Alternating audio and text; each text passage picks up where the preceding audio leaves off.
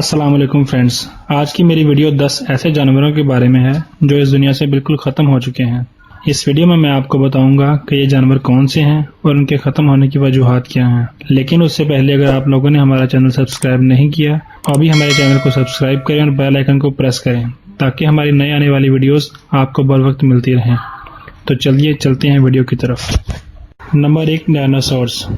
آج سے لاکھوں اور کروڑوں سال قبل اس دنیا پر جانوروں کی حکمرانی تھی اور ڈائناسور جیسے جانور جنگلوں اور میدانوں پر اپنا رعب جما کر رکھتے تھے، لیکن پھر یہ نسل ایسی ختم ہوئی کہ ان کا نام و نشان نہ رہا، جبکہ سائنسدان اس کی وجہ جاننے کے لیے کوشاں ہیں، اور اب ایک نئی تحقیق میں ان کا دعویٰ ہے کہ اس جیسے بڑے جانوروں کی ابتدائی نسل آسمان سے گرنے والے بڑے دہکتے ہوئے شعلوں کی وجہ سے ختم ہو گئی تھی۔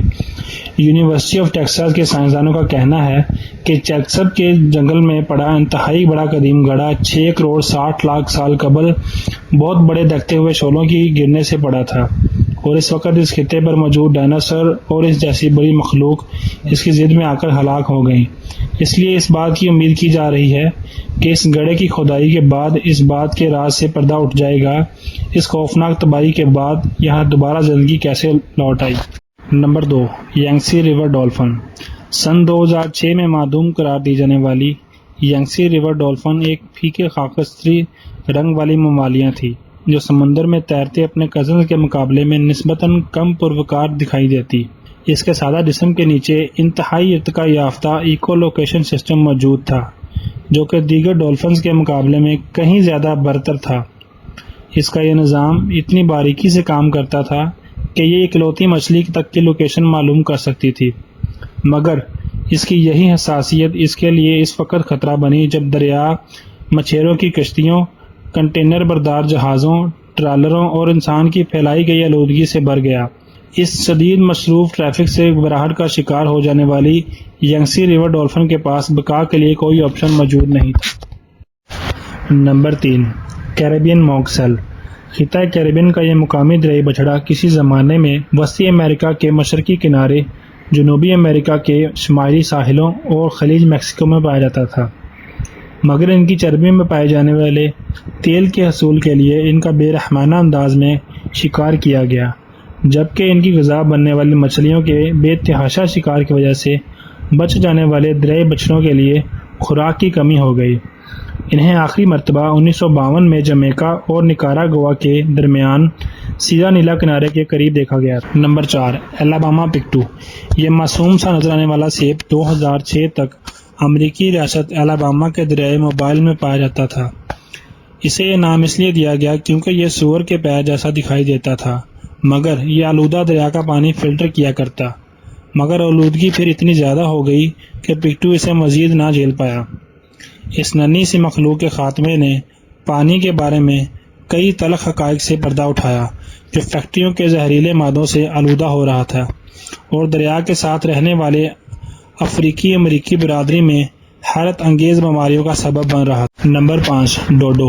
سب سے مشہور مگر معدوم پرندہ ہونا شاید ایک عجیب سا اعزاز ہو، مگر ڈائناسور کے علاوہ عرصے سے معدوم ہو چکی ایسی نسل ہے جسے سبھی جانتے ہیں۔ کارٹون کردار ڈیفی ڈک جیسے دکھائی دینے والا یہ پرندہ کسی زمانے میں جزیرہ موریشیس پر رہا کرتا۔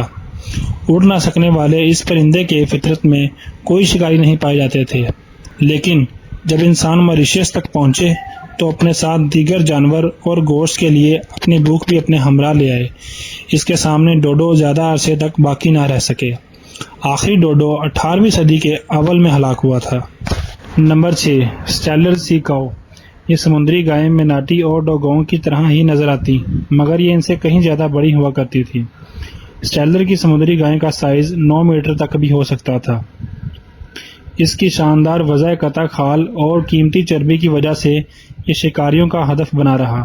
بظاہر اس کا ذائقہ بادام کے تیل میں بھگوئے ہوئے بیف جیسا تھا۔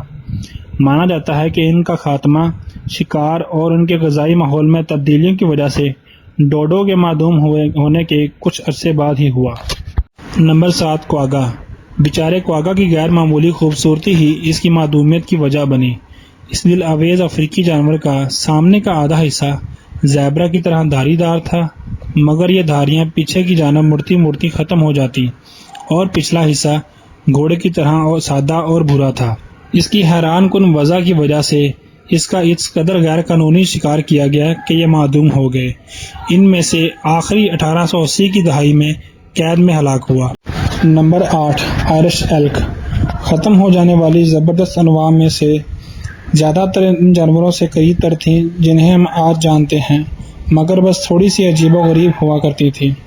مثال کے طور پر میموتھ کو دیکھیں جو بالوں سے ڈھکے ہوئے کسی عظیم ہاتھی کی طرح تھے۔ اس طرح آئرش ایلک یا آئرش ہرن آج موجودہ ہرن جیسا ہی دکھائی دیتا ہے۔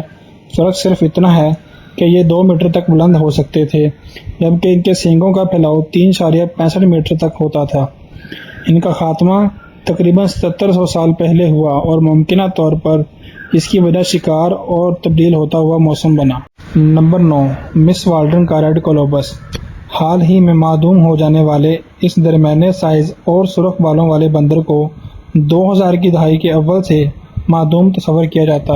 گھانا اور آئیوری کوسٹ کی سرحد پر رہنے والا یہ بندر سب سے حیرت انگیز جانوروں میں سے تھا کیونکہ اس کے انگوٹھے نہیں ہوا کرتے تھے۔ بڑے گروہوں کی صورت میں اونچے درختوں کے اوپر حصوں میں رہنے والا یہ نرم مزاج جانور انسانوں کی جانب سے جنگلات کی کٹائی کے سبب اپنا طرز زندگی تبدیل کرنے پر مجبور ہو گیا۔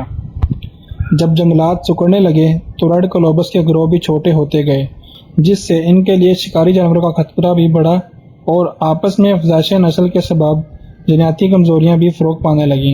Number 10 white tail eagle. آئیں اختتام ایک خوشگوار کہانی پر کرتے ہیں۔ سفید دم والے عقابوں کو 20ویں صدی کے اول میں برطانیہ میں تقریباً معدومیت تک پہنچایا جا چکا تھا، مگر زیادہ عرصے کے لیے نہیں۔ تقریباً 2 میٹر تک پروں کا پھیلاؤ رکھنے والے اس شاندار پرندے کا برطانیہ میں کئی سالوں تک بے رحمانہ انداز میں شکار کیا گیا۔ در حقیقت اسے مارنے کی حوصلہ افزائی کی جاتی تھی، اور جب تک پرندوں کا قتل غیر قانونی قرار پایا تب تک معدومیت کو روکنے کے لیے بہت دیر ہو چکی تھی۔